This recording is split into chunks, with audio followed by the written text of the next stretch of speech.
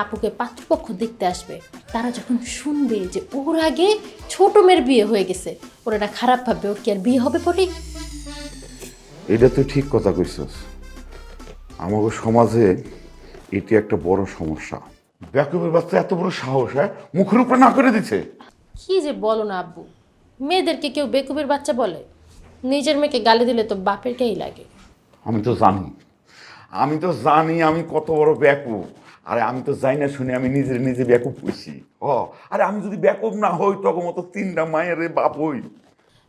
ঠিক কইছো আব্বু, আমি একদম একমত। বুঝছো, এই বড় আপু মাঝে মাঝে এত বেশি ঢং করে, ওর ঢং আমারই সহ্য হয় না। কি সমস্যা ওর? হ্যাঁ, ও কেন না করছে? ওর ছেলে নাকি পছন্দ হয় না। ওকে বুঝে যে ওর পরেও আরো দুইটা বোন আছে ওর বিয়ার লায়ক।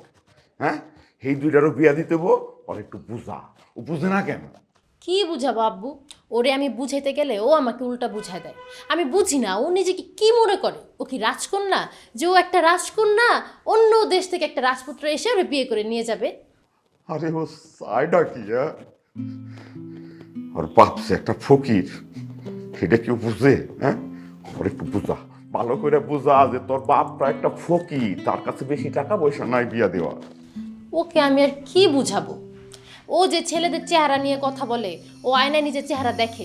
ওর যে চেহারার গঠন, এই গঠনের মেয়েদেরকে কি ছেলেরা আজকাল পছন্দ করে? এই গঠনটা চেঞ্জ হইতো তাহলে একটা কথা ছিল। এই মেয়েদেরকে তো ছেলেরা পছন্দ করে না। ওই এই কথা আমার কস কেন, হ্যাঁ? আমার কস কেন? ওরে গিয়া বুঝা, ওরে বুঝা।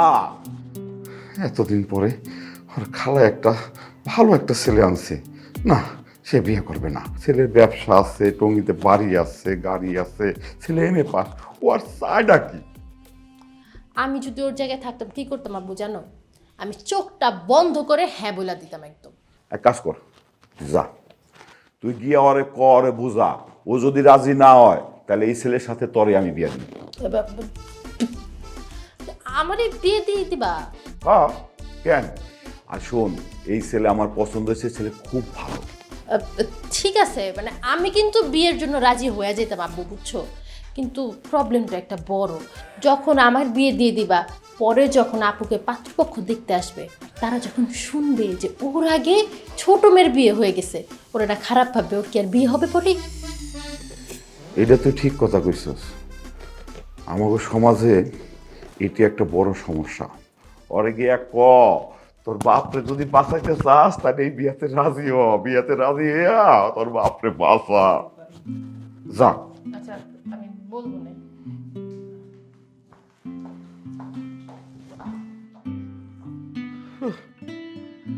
এত বছর চেষ্টা করে একটা চাকরি জোগাড় করতে পারলো না।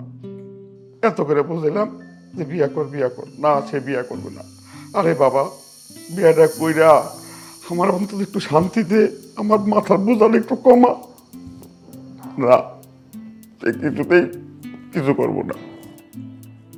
আল্লাহ, কি পাপ যে করছিলাম, তিনটা মায়ের বাপ হইয়া এখন এত বড় বোঝা লইয়া